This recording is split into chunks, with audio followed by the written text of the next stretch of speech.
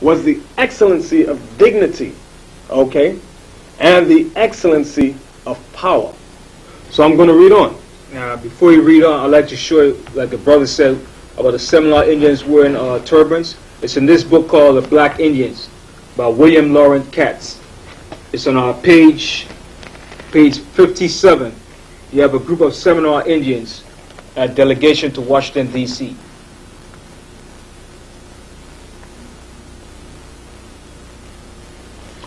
Okay, so I'm going to read on. I'm in verse 4 now.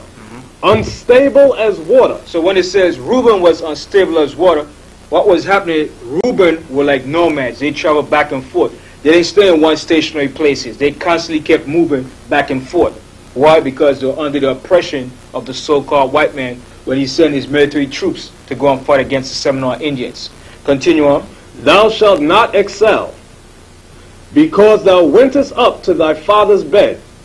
Then defiledst thou it. He went up to my couch. So Jacob was telling Reuben also because what he did to his father, he defiled his father's bed by taking his concubine. He slept with his father's concubine. So Jacob told Reuben, thou shalt not excel in that category, and also he shall not excel when he came over to the Americas and when the white man, so-called white man, was going to conquer the Seminole Indians. They did not excel in fully defeating the so-called white man, because the so-called white man eventually took over all of the Americas. And the Seminole Indians became subject to the so-called white man way of life. Right. One of the main guys was Andrew Jackson. Right. He was one of the generals in the army that helped not destroy, but subdue the tribe of Reuben, the Seminole Indians, around 1829 to 1837, in that time area. Andrew Jackson was one of the key crackers, key Edomites to bring down the Seminole Indians. I'd like to read it. It says, this is on page 60. It says, before this conflict was over, the United States has fought its most costly Indian war, spending over $40 million and losing 1,500 soldiers and many civilians. They battled an enemy, one U.S. officer called bold, active, and armed, the black Seminoles, more desperate than the Indians. So he's showing about the character of the Seminole Indians. And one of the generals that fought against him was Thomas Jessup, General Jessup. And he was the main guy who fought against the Indians. I'd like to read a small commentary what he spoke about the Seminole Indians.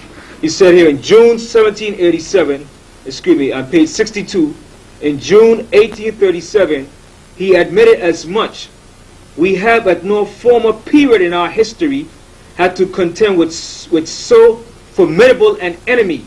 No Seminole proves false to his country, nor has a single instance ever occurred of a first-rate warrior having surrendered.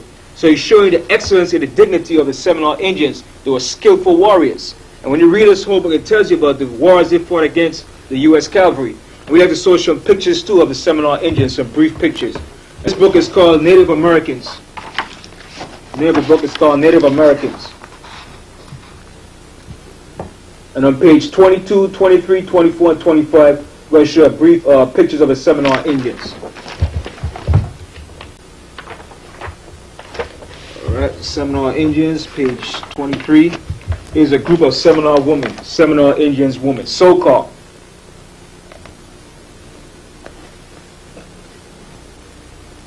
As we were showing on the screen, the Seminole Indians.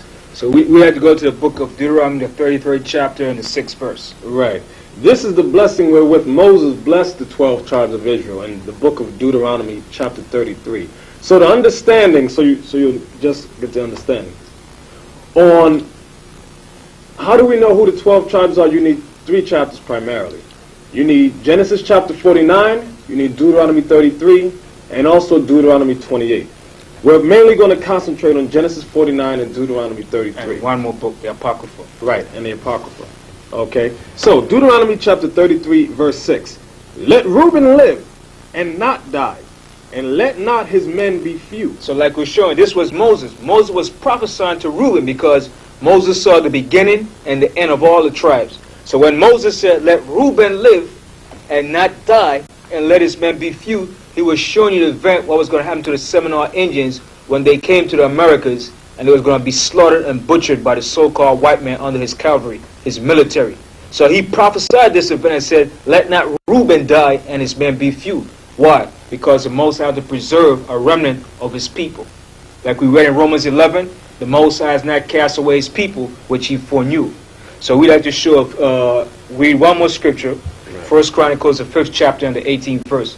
It says, the sons of Reuben and the Gadites. Now the sons of Reuben, like we mentioned before, and the Gadites, which are brothers to the Seminole Indians, read on. And half the tribe of Manasseh, which are another brother to Seminole Reuben, read on.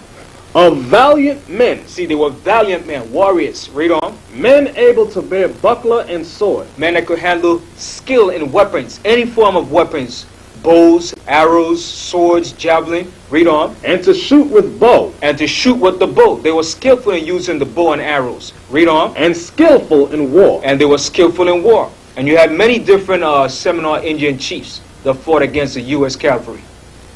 So we like to show, there's more on that? Were 440,703 score that went out to the war. So we like to show in the book, in another book called Lost Tribes and Promised Land. Right. In this book entitled Lost Tribes and Promised Lands, by Ronald Sanders. Okay, this is a very important book. This is not a book that he just sat down and wrote up himself. The proof of that is in the bibliography. When you open it up, it tells you where he got many of the stories from. It says passages from Spanish explorers in the southern United States from 1528 to 1543. So what are we about to read? Records. These are not mythical stories, these are records. And we're going to go to page 363 that further discusses the tribe of Reuben. I'm actually going to start at page 364 and 365. You can read from 363 to 365 on your own. I'm going to sum it up briefly. There's a white man by the name of Montesinos. Okay, he was a Marrano, meaning he was a converted Jew. Okay, a white man that converted to Judaism. And he was thinking about the the native Indians. Okay, and this is what he says. It says, those Indians, he told himself, they are Hebrews. Okay? Eventually, so what happened here, I'm just going to skip all the way down. He goes out to find out about the Indians. He's in South America. This is before they had fully migrated up to the southern coast of the Americas. He gets in a canoe. He goes over to where the Indians are, and this is the situation as follows. Eventually, a canoe appeared, bearing 3 men and a woman, all of them Indians, to the place where Francisco, which is the Indian guide, and Montesinos, the white man, were standing at the water's edge. The woman got off and spoke to Francisco in an Indian tongue that Montesinos could not understand, Hebrew, although he could perceive that he was being identified in the conversation. She then turned to her male companions to explain the situation. Upon hearing her words, they arose, went over to Montesinos, and said to his utter astonishment, I'm going to read it just as they have it. Shema Yisroel Adonai Eloheinu Adonai Ehud, which is Yiddish. What they really said is Shema Yasha'Allah Yahweh Allahayanawa Yahweh Ahad, meaning, Hear, O Israel, the Lord our God, the Lord is one. They had recited in Hebrew the fundamental credo of Judaism. They told him that they were themselves of the tribe of Reuben, and that the tribe of Joseph lived on an island nearby. The tribe of Joseph, meaning Manasseh and Ephraim, okay, which are Manasseh being the Cubans, Cuban Indians, and Ephraim, who are the so-called Puerto Ricans. Puerto Rican Indians, Taínos. Right, the Taínos and the Boricuas. Yeah. Okay, I'm going to read on. Francisco told Montesinos all he knew about them from his own traditions. His ancestors, to their eternal shame, had indeed made war on them and persecuted them. Only the sorcerers of his tribe had perceived that they were a special people, and had given warning that they should be left alone. The God of these children of Israel is the true God, they had said, and everything inscribed on their tablets is true. Now I'm going to pause here, and everything inscribed on their tablets is true. Because the white man has taught throughout America that the so-called Indians had an oral tradition. The records here says, and everything inscribed on their tablets is true, meaning they had records here. At the end of days, they will be lords of all the nations of the earth. I'm going to read that again.